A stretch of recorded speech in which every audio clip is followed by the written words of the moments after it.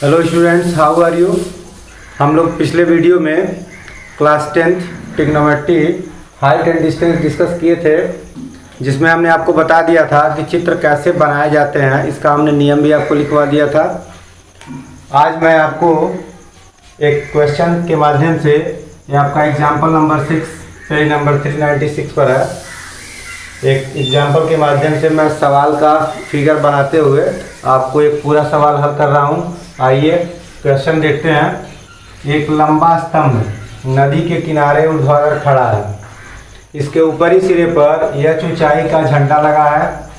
एक y1 पर एक बिंदु से झंडे के निचले सिरे पर उन्नयन कोण बीटा है तथा ऊपरी सिरे पर अल्फा है। सिद्ध कीजिए कि स्तंभ की ऊंचाई यस tan अल्फा अपान tan अल्फा माइनस बीटा होगी। चलिए, तो कहानी हमने जान लिया, उसके बाद हम अपना सलूशन स्टार्ट करते हैं। तो सलूशन में सबसे पहला काम होता है चित्र की व्याख्या। चित्र की व्याख्या करते हैं कि चित्र में क्या क्या चीज़ें हैं। तो हम कहेंगे चित्रानुसार। हमेशा हम लोग चित्रानुसार लिखते हैं, तो यहाँ लिख देंगे चित्रानुसार। चित्रानुसार ए बी स्तंभ है, ए बी स्तंभ कामा करके BC झंडा, BC हमारा झंडा हो गया, जिसकी ऊंचाई भी लिखते चला, जिसकी ऊंचाई h है, जिसकी ऊंचाई स्मॉल h है। और इसको फिगर में भी आप डिनोट करते चलेंगे, अंकित कर लेंगे इसको। चलिए, उसके बाद हम यहाँ लेंगे P जहाज की स्थिति है, फिर लिखेंगे बिंदु P जहाज की स्थिति है, बिंदु P पर जहाज है।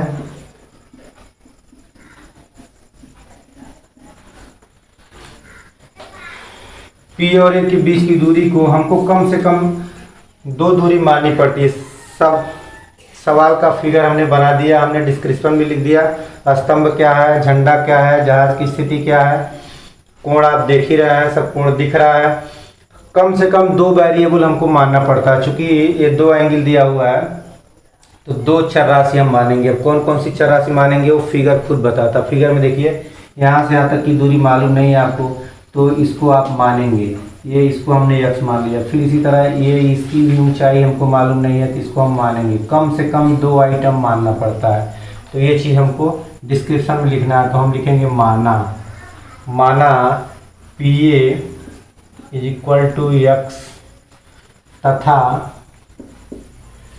BA, चाहे ये भी लिख सकते हैं, AB = y मात्रक। y मात्रक का मतलब यहाँ h मीटर में तो कुछ लिखा नहीं है, तो हम मात्रक लिख देंगे। अगर सेंटीमीटर मीटर होता है तो हम भी सेंटीमीटर मीटर कुछ लिखते हैं, इसलिए हम कोई चर्चा नहीं है तो हम मात्रक लिख देंगे। सवाल में कोई इस तरह की चर्चा नहीं है। चलिए, इसके बाद हम लोग सवाल को लगाना शुरू करते हैं। सवाल लगाने की प्रक्रिया क्या है कि हम लोग समकोण त्रिभुज लेते हैं। टोटल हमने चित्र बनाने के नियम में आपको बता दिया था। त्रिभुज लेते हैं, समकोण त्रिभुज। एक देखिए छोटा सा त्रिभुज समकोण त्रिभुज लग रहा है, क्योंकि ये एंगल 90 डिग्री। और एक बड़ा वाला त्रिभुज नीचे तक, ये बीच वाला नहीं लेंगे क्योंकि इसमें कोई कोण 90 अंश नहीं है। ना तो ये 90 होगा, ना तो ये 90 होगा, ना तो ये 90 होगा। जब भी हम कोई त्रिभुज लेंगे तो 90 आपको लेना ही लेना। नहीं 90 ले पाएंगे तो फिर आप लंब आधार को डिसाइड नहीं कर पाएंगे। तो हम ले रहे हैं त्रिभुज PAB में। अब त्रिभुज PAB में हमेशा 90% tan ही लिया जाता है। जनरली हमेशा tan लिया जाता है 90-95% वालों में tan। अब ये एंगल बीटा लेंगे, हम थीटा लिख रहे हैं, हमको बीटा लिखना चाहिए अकॉर्डिंग टू सवाल में ये एंगल बीटा है। तो इस छोटे से त्रिभुज को अगर ध्यान दिया जाए तो ये लंब हो जाएगा, ये आधार हो जाएगा। तो सूत्र हमारा tan का लंब बटा आधार होता है, सब हमने डिस्कस कर लिया है। लंब और आधार को हम यहाँ पुटअप करते हैं, तो हमारा सवाल होगा दिस इम्प्लाइज tan बीटा = लंब आपका AB होगा, आधार PA होगा। इसके बाद हम लोग वैल्यू भी भरते चलते हैं और वैल्यू भर करके समीकरण बनाते हैं।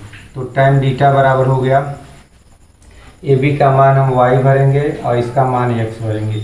इसको हम लोग समीकरण 1 मान के ऐसे छोड़ देते हैं। अब आइए दूसरे त्रिभुज की बात करते हैं, जिसमें 90 अंश का यानी बड़ा वाला, ये छोटा वाला नहीं, पूरा बड़ा वाला CAP में, त्रिभुज CAP में। तो त्रिभुज CAP में फिर tan थीटा लेंगे। फिर लंब बटा आधार सूत्र होगा। तो अब हम लंब बटा आधार लिख नहीं रहे हैं, सूत्र आपको याद है। अब लंब यहाँ से लेके यहाँ तक होगा, क्योंकि हमको ये पूरा एंगल लेना है। पूरा जब एंगल लेंगे तो बीच वाली लाइन को मिटा दीजिए समझने के लिए। तो अब पूरा जब एंगल ले लेंगे, पूरा हमने त्रिभुज लिया, पूरा एंगल, ये पूरा एंगल लिया, तो अब पूरा लंब होगा, यानी CA लंब होगा। और आधार तो वही रहेगा, दोनों त्रिभुज का आधार वही रहेगा, आधार हमारा PA ही रहेगा।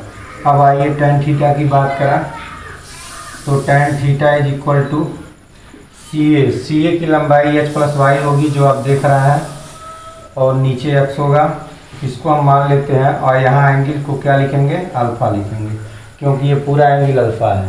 तो tan alpha is equal to, यहाँ जो हमने थीटा लिखा है इसको अल्फ़ा लिखना है। इसको हम मान लेंगे इक्वेशन नंबर 2। हमेशा ऐसे हम लोग इक्वेशन बना लेते हैं। अब हम लोग क्या करते हैं, यहाँ से एक मान निकाल के इसमें भरते हैं और देखते हैं किस रूप में मान निकालना है, x का निकालना है कि y का निकालना है, ये आपको डिसीजन लेना है। तो हमें देखिए स्तंभ की ऊंचाई निकालनी है, स्तंभ की ऊंचाई का मतलब y निकालना, क्या निकालना, y निकालना है। तो हम जो समीकरण बनाएंगे उसमें y दिखेगा, उसमें y आना चाहिए, x की ज़रूरत नहीं है। तो y आना चाहिए, तो हम यहाँ से x का मान निकालना, चाहे यहाँ से निकालना चाहे यहाँ से निकालना, किसी समीकरण से एक में से निकालते हैं दूसरे में भरते हैं। अगर दूसरे से निकालेंगे तो पहले में भरेंगे, पहले से निकालेंगे दूसरे में भरेंगे। तो हम यहाँ से x की वैल्यू निकाल ले रहे हैं। इस इक्वेशन एक को थोड़ा सा मैं और आगे बढ़ा रहा हूँ, क्रॉस मल्टीप्लिकेशन कर दे रहे हैं। चाहे एक तरीका आपको बता दें, तिरछा ट्रांसफ़र हो जाता है, ये यहाँ आ जाएगा, ये यहाँ आ जाएगा, ऐसे भी होता है, बीच में बराबर है। तो हम x को हम यहाँ भेज दिए और tan बीटा को यहाँ भेज दिए, तो y बटा tan बीटा हो गया। अब इसको मानेंगे इक्वेशन नंबर 1। तो एक लाइन यहाँ से अब बढ़ा लेंगे। अब लिखेंगे समीकरण 1 से मान समीकरण 2 में रखने पर, समीकरण 1 से x का मान, किसका मान, x का मान, x का मान समीकरण 2 में रखने पर, तो समीकरण 1 से x का मान समीकरण 2 में रखने पर। इसके बाद मैं फिगर को इरेज कर रहा हूं।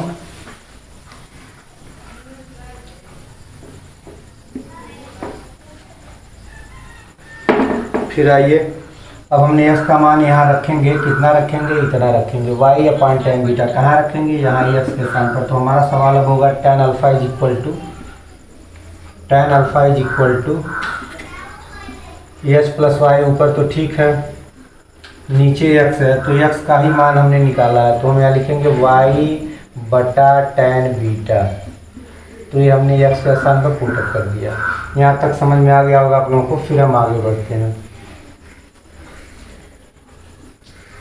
उसके बाद यहाँ से tan alpha is equal to हम लिखेंगे, ये सबसे नीचे वाला ऊपर चला जाता है, आप लोग भी जानते हैं, h प्लस वाई के साथ चला गया tan बीटा, और बटे के नीचे y बचेगा, जो नीचे बटा के नीचे y है। फिर हम यहाँ तिरछा गुणा कर देते हैं, तो y का गुणा tan अल्फ़ा के साथ हो जाएगा, तो ये हो गया y tan alpha is equal to, ये tan बीटा को भी मैं दोनों में गुणा कर रहा हूँ, तो tan बीटा का गुणा h में होगा, तो h tan बीटा, और tan बीटा का गुणा y में होगा, तो y tan बीटा। तो यहाँ तक बात समझ में आ गई। सवाल हमारा लाइन में चेंज हो गया। जब सवाल लाइन में चेंज हो जाता है तो आसानी से हम लोग इसको सॉल्व कर देंगे। अब हमको निकालनी है y की वैल्यू। आपको हमेशा ध्यान देना है, वैल्यू किसकी निकालनी है, y की वैल्यू निकालनी है, क्योंकि y स्तंभ है। तो y को बाएं लाते हैं, पहले बराबर का चिन्ह बनाएंगे और y को बाएं लाएंगे। तो ऑलरेडी बाएं है, तो बाएं है तो इसको लिख दिया जाए, और ये बाएं आएगा तो माइनस हो जाएगा, माइनस y tan बीटा होगा, क्योंकि पक्षांतर करने पर चिन्ह बदल जाएगा। और जो दाहिने है उसको छोड़ दीजिए, दाहिने h tan alpha, h tan beta दाहिने है, तो दाहिने h tan बीटा हो गया।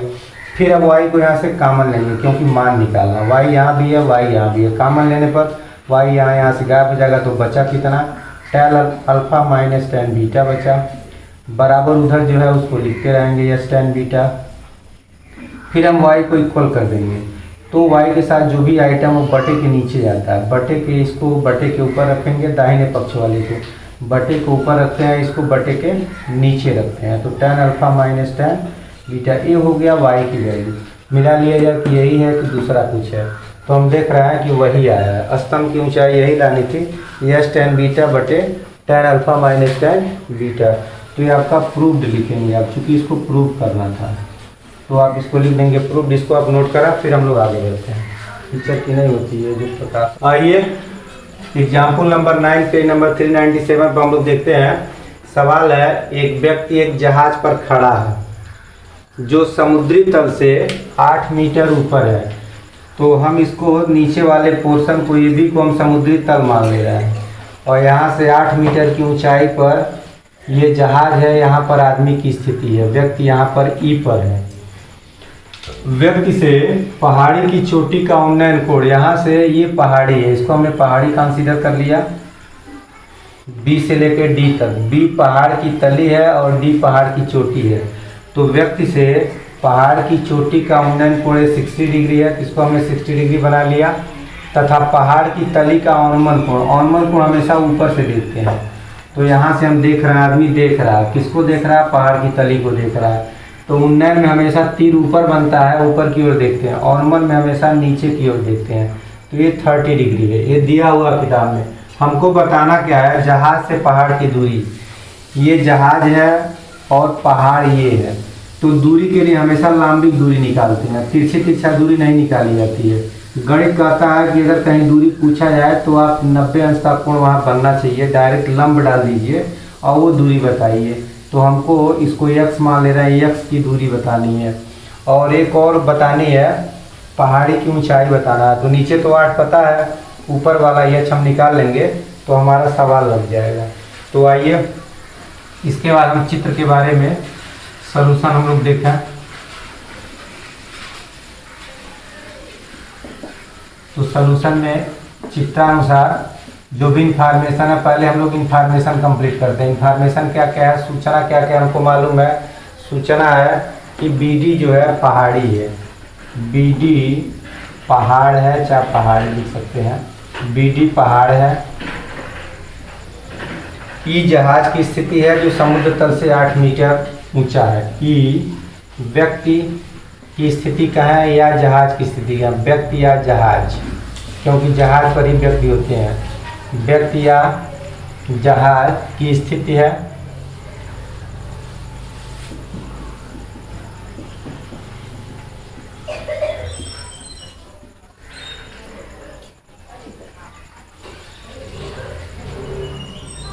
जो समुद्री तल से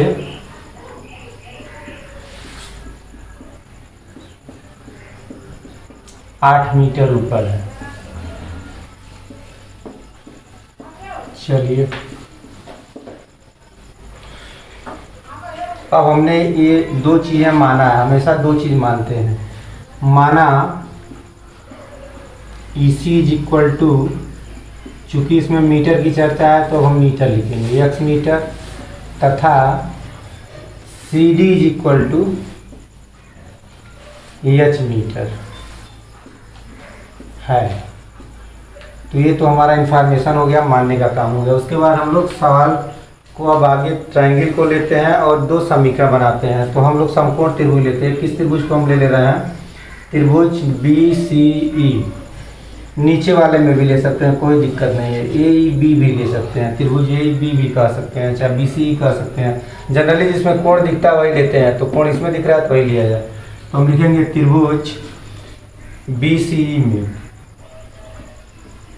BCE में 90 अंश कोण भी आपको शो करना। कौन सा कोण 90 अंश? कोण C को 90 कह सकते हैं, तो यही लिख भी दीजिए, कोण C बराबर 90 डिग्री। इसलिए जो भी हम त्रिभुज ले रहे हैं सही ले रहा है, क्योंकि एक कोण हमको पता होना चाहिए, एक 90 डिग्री वाला भी पता होना चाहिए। चलिए हमेशा हम लोग tan थीटा ही लेते हैं। tan थीटा जनरली 95% सवालों में याद है। थीटा के स्थान पर 30 डिग्री लेंगे, तो tan 30 बराबर लंब बटा आधार। अब देखिए जिस कोण को लेते हैं उसके सामने की भुजा लंब होती है, तो ये लंब हो गया 8 और आधार x होगा। तो ऊपर हम लंब लिख देते हैं, नीचे आधार लिख देते हैं। tan 30 अंश का मान हमको मालूम है 1/√3, सबको पता है। इसको साड़ी से आपको याद भी करना है। क्रॉस मल्टीप्लाई कर दिया जाए तो x का गुणा 1 में करेंगे और 8 का गुणा कॉर्डिंग 3 में, तो 8 कॉर्डिंग 3। अब मीटर में हम उत्तर भी लिखेंगे। एक भी आंसर देखिए हमको निकल गया। जो ये पूछ रहा था जहाज से पहाड़ की दूरी, ये जहाज है और ये पहाड़ है, इसके बीच की दूरी हमें निकल गई। एक आंसर हम निकालेंगे। चलिए दूसरे आंसर के लिए प्रयास करते हैं। तो अब दूसरा त्रिभुज लेंगे, ये वाला त्रिभुज लेंगे। कहीं आप ये ना सोच रहे होंगे कि यहाँ से बड़ा वाला ले लिया जाए। बड़ा वाला लेंगे तो 90 अंश का कोई कोण नहीं मिलेगा, क्योंकि यहाँ 90 30 120 60 30 90 होगा, लेकिन फिर हम लंब आधार नहीं निकाल पाएंगे। तो हम लोग ये वाला लेते हैं जनरली ऐसे, जिसमें कोण 60 अंश मिलेगा। 30 का काम हो गया तो 30 को यूज नहीं करना है, अब हमको 60 को यूज करना है। तो ये 90 डिग्री हो जाएगा त्रिभुज DCE में। अब लिखेंगे त्रिभुज DCE में। तो DCE में कौन सा कोण 90 अंश है? कोण C 90 अंश है। कोण C 90 अंश लिख दीजिए। फिर tan वही कहानी, tan कितना डिग्री? 60 डिग्री। क्या लेंगे? लंब बटा आधार। तो अब इसको लेंगे तो लंब हमारा यहाँ से लेके यहाँ तक होगा, नीचे तक नहीं, क्योंकि बस इतना ही त्रिभुज से मतलब है। तो जितने से मतलब है उतना ही काम करते हैं। H बटा x आधार हो जाएगा। इसको मान भी रख दिया जाए। tan 60 अंश का मान हमको पता है, ये होता है। क्रॉस मल्टीप्लाई भी कर दिया जाए तो फिर हम यहाँ आ जाते हैं। h का गुणा 1 में होगा तो h बन जाएगा। कर्णिक 3 का गुणा x में होगा तो x कर्णिक 3 हो गया। चलिए यहाँ तक कहानी क्लियर हो गई। हमको निकालना क्या था? सिर्फ h निकल जाएगा तो 8 जोड़ देंगे तो पूरी पहाड़ी की ऊंचाई मिल जाएगी। तो h की ही ज़रूरत है हमको। तो देखिए h का व्यंजक हमको फिट हो गया, सब मिल चुका है। अब इसको इक्वेशन 2 मानते हुए समीकरण 1 से इसको समीकरण 1 भी मान लेंगे।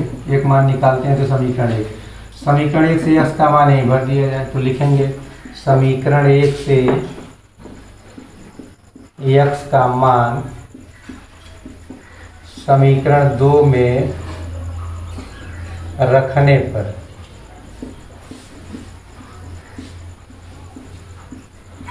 तो रख दिया जाए। तो x के स्थान पर हम 8 कर्णिक 3 रखेंगे। 8 कर्णिक 3 तो यहाँ लिख दे रहे हैं 8 कर्णिक 3, और कर्णिक 3 तो यहाँ पहले से है तो गुणे कर्णिक 3। तो कर्णिक 3 में कर्णिक 3 का गुणा होगा तो आपको पता है 3 होता है, कड़ी हट जाती है। तो h की वैल्यू 24 हो गई। 8 में 3 का गुणा करेंगे, 8 3 के 24 मीटर हो गया।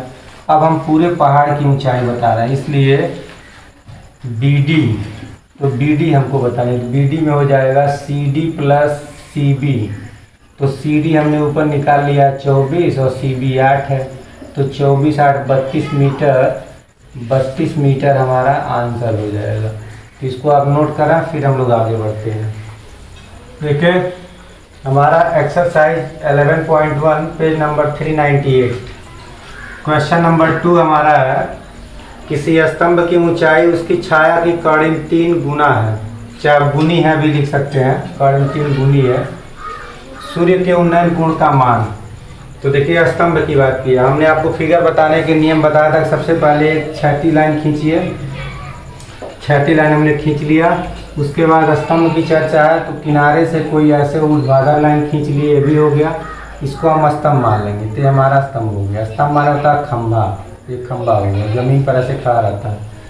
कह रहा है कि स्तंभ की ऊंचाई उसकी छाया की कर्णिक 3 गुनी है। तो छाया हमेशा जमीन पर आती है, आप जानते भी हैं। आप खड़े रहिए तो छाया कहाँ जाती है? जमीन पर। तो जमीन हमारा ये है, नीचे वाला ये छाया है, तो छाया ऐसे मिलेगी। तो सवाल कर रहा है कि जो स्तंभ की ऊंचाई है वो छाया की कर्णिक 3 गुनी है। तो छाया को अगर x मान लें, छाया को अगर हम x मान लें तो स्तंभ की ऊंचाई कितनी हो जाएगी? कर्णिक 3 में x का गुणा करना पड़ेगा। कर्णिक 3 में x का गुणा, यानी कर्णिक 3x इसको लिख देते हैं, गुणा नहीं लिखते हैं, सटा करके लिख देते हैं। तो ये हो गया स्तंभ। तो जो इसका स्तंभ है वो छाया की कर्णिक 3 गुनी। तो छाया में कर्णिक 3 का गुणा कर देंगे तो स्तंभ हो गया। और छाया को हमने x मान लिया, तो x का कर्णिक 3 गुणा। तो अब सूर्य का उन्नयन कोण पूछ रहा है, तो इसको मिला लीजिए, यही कोण आपसे पूछा जा रहा है। यहाँ सूर्य को ऐसे बना देते हैं, तो सूर्य का उन्नयन कोण थीटा निकालना हमको। तो बस एक लाइन का हमारा सवाल है, तो हम सलूशन निकालेंगे। सलूशन लिखेंगे माना चित्रानुसार, माना चित्रानुसार, जैसा कि चित्र में हमने दिखा दिया है। इसको ABCD मान भी लेते हैं, हमेशा ऐसे करते हैं जब त्रिभुज बनता है। देखिए एक त्रिभुज बना तो बस एक ही समीकरण हमारा काम चल जाएगा। वही दो त्रिभुज बनता है तो दो समीकरण बनाते हैं। थोड़ा सवाल लंबा होता है, ये बस 2 लाइन का सवाल है। माना चित्रानुसार AB को क्या लिखेंगे, स्तंभ लिखेंगे। AB स्तंभ है। छाया को क्या लिखें, CA छाया है, CA छाया है। माना छाया x मीटर है, छाया कितना है, x मीटर है। तो इसलिए अब लिखेंगे, इसलिए प्रश्नानुसार, जैसा कि प्रश्न ने चर्चा कर दिया, तो प्रश्नानुसार स्तंभ कितना होगा, स्तंभ बराबर होगा छाया का कर्ण में 3 गुना, जिसको हम कर्ण 3x लिख देंगे मीटर। अब आइए, अब त्रिभुज हम ABC में बात करते हैं। कौन सा कोण 90 डिग्री है, तो कोणे 90 डिग्री है। तो कोणे को हमने 90 दिखा दिया है, यही 90 डिग्री होगा, कोणे 90 डिग्री। अब tan हम लोग हमेशा लेते हैं, tan 90-95% tan लेना है। tan में थीटा लिख देंगे, थीटा पता नहीं है, यहाँ एक चीज़ और लिखना पड़ेगा, तथा माना सूर्य का उन्नयन कोण थीटा है, क्योंकि वही तो निकालना है। तथा माना सूर्य का उन्नयन कोण, सूर्य का उन्नयन कोण थीटा है। तो ये लंब बटा आधार tan का फार्मूला होता है। लंब कितना होगा, कर्ण में 3x, आधार कितना होगा x, x कट गया, तो tan थीटा का मान कर्ण 3 आया। आप जानते हैं साड़ी से मान आपको याद होगा, 60 अंश का मान होता है, tan 60 अंश का मान होता है कर्ण 3। tan 60 अंश देखेंगे तो कर्ण 3 मिलेगा। इसको आप लोग नोट करें, फिर हम लोग अगला सवाल देखते हैं। आइए क्वेश्चन नंबर 9 देखते हैं। एक 30 मीटर ऊंचे स्तंभ से, तो सबसे पहले हमने बताया था कि सवाल को पढ़ते रहिए और फिगर का काम करते रहिए। सबसे पहले हम लोग क्षैतिज रेखा खींचते हैं, फिर देखिए स्तंभ की चर्चा आ गई तो एक किनारे से एक ऊर्ध्वाधर रेखा खींच लिए। कह रहा है कि एक 30 मीटर ऊंचे स्तंभ से जहाज का अनुमान कोण, तो स्तंभ ये हो गया।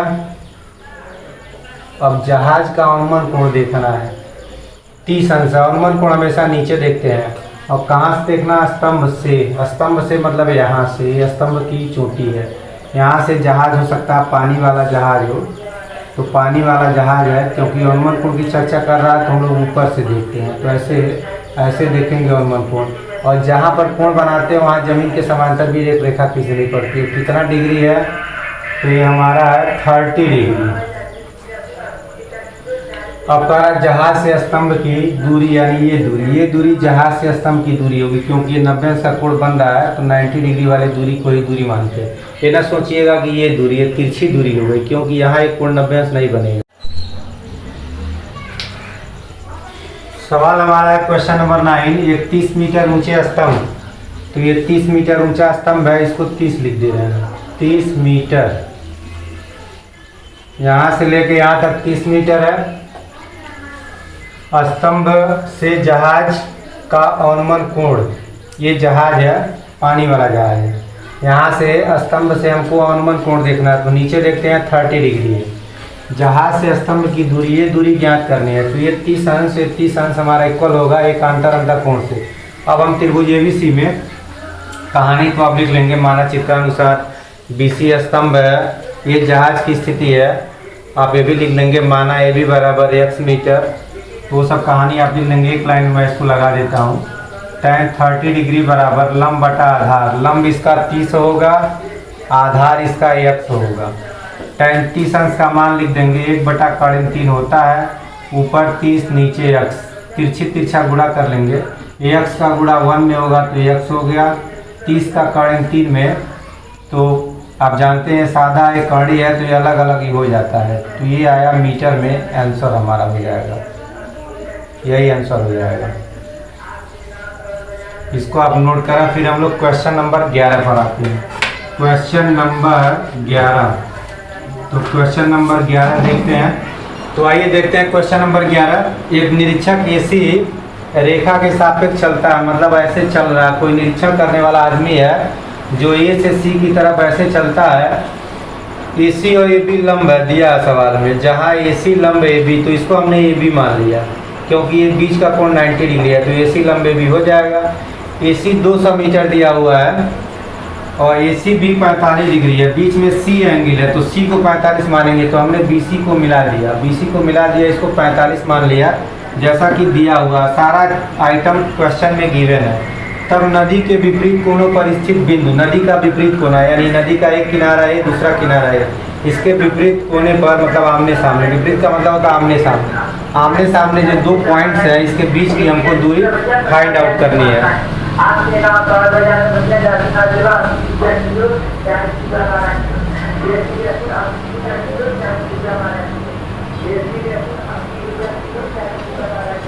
तो आइए ए और बी के बीच की दूरी हम फाइंड आउट करते हैं। तो सिंपली कि आप सॉल्यूशन में, आपका सॉल्यूशन एक ही लाइन का है, एक ही लाइन में आप सॉल्यूशन अपना दे देंगे। त्रिभुज एबीसी में सबसे पहले आपको 90 डिग्री शो करनी है। कौन सा 90 डिग्री है? कोण ए 90 डिग्री है, तो लिख देंगे कोण ए बराबर 90 डिग्री।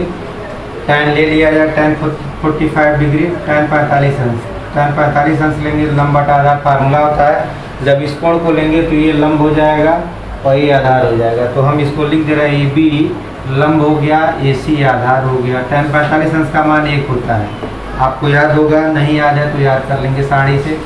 ए बी पता नहीं है, ए सी पता है, तिरछी तिरछा हमने गुणा कर दिया, तो ए बी की लंबाई भी 200 मीटर हमें मिल गई। इस सवाल को हम लोग बिना हाइट एंड डिस्टेंस की मदद से भी हम लोग ज्योमेट्री से भी लगा सकते हैं इस सवाल को, क्योंकि त्रिभुज का दो कोण हमको मालूम है।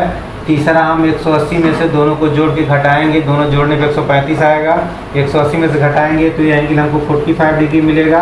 अब आप देखें इस त्रिभुज में दो कोण बराबर हो गए, तो जब दो कोण बराबर होते हैं तो ऐसे त्रिभुज को समद्विबाहु त्रिभुज कहते हैं। तो इसकी दो भुजा बराबर होगी, और कौन सी भुजा बराबर होगी? कोणों के सामने की भुजा बराबर, इसके सामने की ये, इसके सामने की ये, यानी ये दोनों बराबर होगी।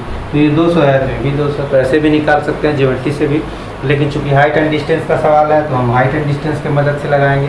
इसको आप लोग नोट करा, फिर हम लोग नेक्स्ट क्वेश्चन देखते हैं। आइए इसके बाद हम लोग क्वेश्चन नंबर 6 देखते हैं 11.2 एक्सरसाइज का। 11.1 जो भी एक्सरसाइज है उसके क्वेश्चन सब छोटे छोटे हैं, सब एक एक लाइन वाले हैं। आप एक त्रिभुज बनेगा, आसानी से उसको सॉल्व कर लेंगे। मैं 11.2 का क्वेश्चन नंबर 6 बता रहा हूँ। इसमें दो समकोण त्रिभुज बनेंगे, दो कोण दिया हुआ है, तो ये थोड़ा सा लंबे सवाल हैं, मैं एक एक सवालों को प्रैक्टिस करा रहा हूँ आपको। देखिए, हमने आपको सबसे पहले कहा था कि चित्र बनाने की प्रक्रिया में आप एक लाइन खींचेंगे, क्षैतिज लाइन, फिर क्षैतिज लाइन, सवाल को पढ़ते भी चलाएं। एक 5 मीटर ऊंचे बिजली के खंभे के पास से, बिजली का खंभा है तो 40 किनारे पर, 40 किनारे पर हम एक बिजली का खंभा है दिखा दे रहा है। 5 मीटर इसकी ऊंचाई है, 5 मीटर, इसको आप ऐसे लिखते चलेंगे, दिखाते भी चलेंगे। ये बिजली का खंभा है, इसके पाद से, बिजली खंभे के पाद माने चरण होता है, तो ये पाद हो गया, और एक खंभे का शीर्ष होगा, शीर्ष माने ऊपरी सिरा। तो पाद से बात कर रहा था, हम यहाँ पर स्केच रखेंगे, अपना पेन रखेंगे। कह रहा बिजली के खंभे के पाद से एक मीनार, मीनार की भी चर्चा कर दिया, तो मीनार के शीर्ष का उन्नयन कोण 60 अंश है। तो मीनार थोड़ा सा बड़ा होता है, इसको हम मीनार ऐसे मान ले रहे हैं, इसको हम मीनार लिख दे रहे हैं, मीनार। तो ये मीनार का यहाँ से उन्नयन कोण देखना है, शीर्ष का उन्नयन कोण, शीर्ष को हमने मिला दिया, और ये उन्नयन कोण दिया हुआ है 60 डिग्री, 60 अंश। चलिए ये काम हो गया। उसके बाद तथा खंभे के शीर्ष से, तो खंभा ये है, इसके शीर्ष से यानी यहाँ से, तो यहाँ हम पेन रखेंगे शीर्ष से, मीनार के शीर्ष का उन्नयन कोण यानी मीनार का शीर्ष है, फिर इसको मिला दें, तो इसको भी मिला दिए। यहाँ भी उन्नयन कोण हमको जानकारी करनी है, तो यहाँ एक जमीन वाली रेखा नहीं है, तो ज़बरदस्ती हमको एक जमीन वाली रेखा ऐसे खींचनी पड़ेगी इसके समान पर, ठीक जिस जैसे है वैसे ही है वो सीधा, और ये कितना डिग्री है? 30 डिग्री है। तो ये हमारा फिगर तैयार हो गया। ये मीनार हो गया, ये स्तंभ हो गया, इसकी ऊंचाई 5 मीटर है, तो इसको भी आप 5 मीटर दिखा लेंगे यहाँ से लेके यहाँ तक। और हमेशा हम लोग सिंगल लाइन लेते हैं, डबल लाइन नहीं लेते हैं। तो हमेशा एक लाइन लेते हैं, वो दिखा देते हैं।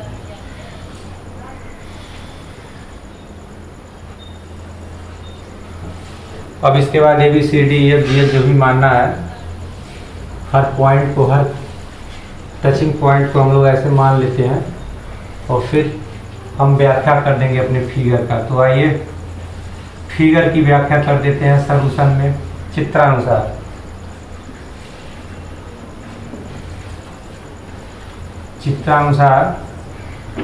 ये BC बिजली का खंभा है, BC बिजली का खंभा, कामा करके सब लिखते जाए।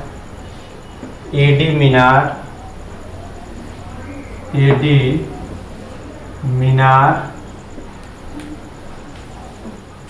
चलिए AD मीनार हो गया। बाकी दो ही आइटम है, ज़्यादा हमको चर्चा नहीं करनी है। किसकी ऊंचाई बतानी है? मीनार की ऊंचाई। तो हमको मीनार की ऊंचाई ज्ञात करनी है, तो मानना पड़ेगा AD मीनार है तथा माना मीनार की ऊंचाई h है, तथा माना मीनार की ऊंचाई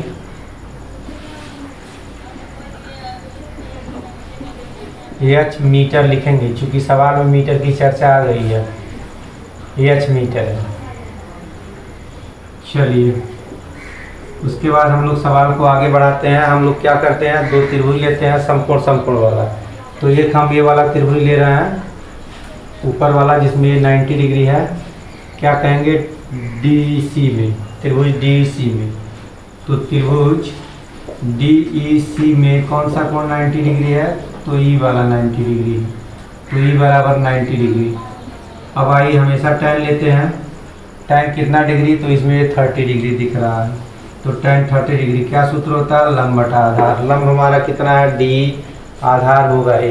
हमने आपको बताया कि कम से कम 2 आइटम माननी पड़ती है, तो अभी तक हम लोग एक ही आइटम माने हैं, सिर्फ मीनार की ऊंचाई। तो एक चीज़ और मान लिया जाए, इसी बराबर हम मान ले रहे हैं x, तथा इसी बराबर x मीटर। क्योंकि जब दो त्रिभुज बनेगा तो 2 अज्ञात वेरिएबल हमको मानना पड़ता है, ये चीज़ आप ध्यान देंगे। तो इसी को हमने x मीटर मान लिया। इसको फिगर में भी शो कर दीजिए। x ऊपर भी होगा नीचे भी होगा, क्योंकि आमने सामने की भुजा बराबर होती है। तो मान भरा जाए। तो लंब हमारा हो गया ये वाला,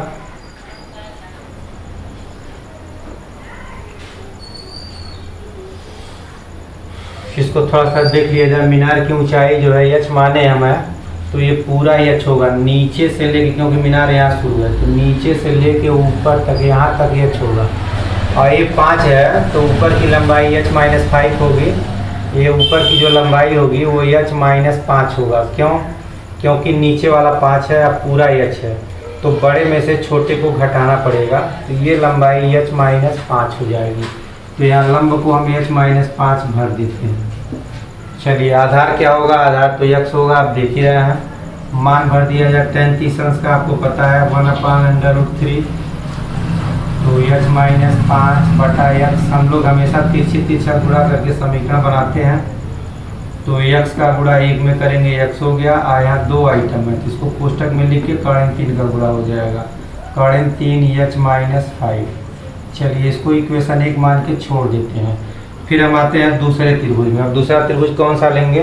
तो दूसरा त्रिभुज हम ये लेंगे जहाँ 60 अंश का कोण दिखे। वो 2 लाइन देखिए, वो 2 लाइन कहाँ जा रही है? तो 2 लाइन, एक लाइन यहाँ पहुँच गई, एक लाइन यहाँ पहुँच गई। तो हम कौन सा त्रिभुज लेंगे? ADB लेंगे। त्रिभुज DAB चाहे ADB। तो त्रिभुज ADB में कौन सा कोण 90 डिग्री है? तो कोणीय 90 डिग्री है, कोणीय 90 डिग्री है, ये वाला 90 डिग्री है। चलिए tan लेते हैं हमेशा, तो tan लेंगे। tan कितना डिग्री? तो 60 डिग्री। लंब बटा आधार। अब लंब पूरा होगा, क्योंकि हमने ये बड़ा सा त्रिभुज लिया, तो लंब यहाँ से लेके यहाँ तक पूरा h है। तो अब ऊपर h लिख देंगे, h-5 नहीं लिखना, क्योंकि h-5 तो इतना पूरा h है। और आधार इसका x होगा, तो आधार इसका हम लिख देते हैं। फिर tan 60 अंश का मान रख देंगे। आप जानते हैं √3 होता है, तो कर्ण 3 बराबर h बटा x। फिर तिरछा गुणा इसका बटा 1 करके कर लेंगे। तो एच का गुणा 1 में एच हो गया और एक्स का गुणा कर्णिक 3 में, तो एक्स कर्णिक 3 हो गया। समीकरण नंबर हम लोग 2 बना दिए। 2 जब बन जाता है 1 और 2, उसके बाद हम लोग को सिर्फ सॉल्व करना होता है। अब एक समीकरण से मान निकाल के दूसरे में भर देते हैं, फिर सवाल लग जाता है। तो देखिए यहाँ से हम मान भर रहे हैं, समीकरण 1 से मान समीकरण 2 में रख दे रहे हैं। तो लिखेंगे समीकरण 1 से एक्स का मान निकला हुआ है, समीकरण 2 में रख देगा।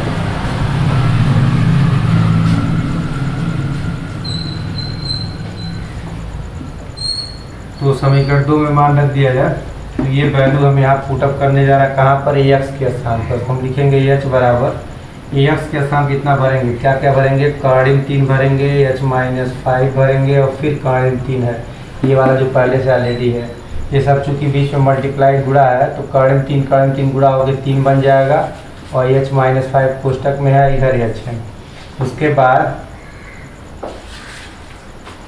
इसका इसमें हम मल्टीप्लाई करेंगे, कोष्टक तोड़ेंगे तो 3 का गुणा h में, 3 का गुणा 5 में, तो 3 × 5 = 15 हो जाता है। फिर जिसका मान निकालना होता है उसको बाएं ले आते हैं, इस 3h को हम बाएं ले आएंगे, तो h पहले से 3h बाएं जाएगा तो माइनस हो जाएगा और इधर -15 हमको मिलेगा रहेगा। इस -15 को हम राइट रखेंगे तो उसके चिन्ह में कोई परिवर्तन नहीं होगा, माइनस है तो माइनस ही रहेगा क्योंकि उसका पक्षांतर नहीं हुआ। अब इसके बाद हम यहाँ 1 मान सकते हैं, तो 1 में से 3 घटाएंगे तो -2 होगा, -2h बराबर -15, माइनस इधर से गायब हो गया, तो h बराबर 15। आप जानते हैं गुणा है तो नीचे चला जाएगा, 15/2, जिसको हम लोग 7.5 भी कहते हैं, 7.5 मीटर। तो ये आपका आंसर होगा। आज मैं यही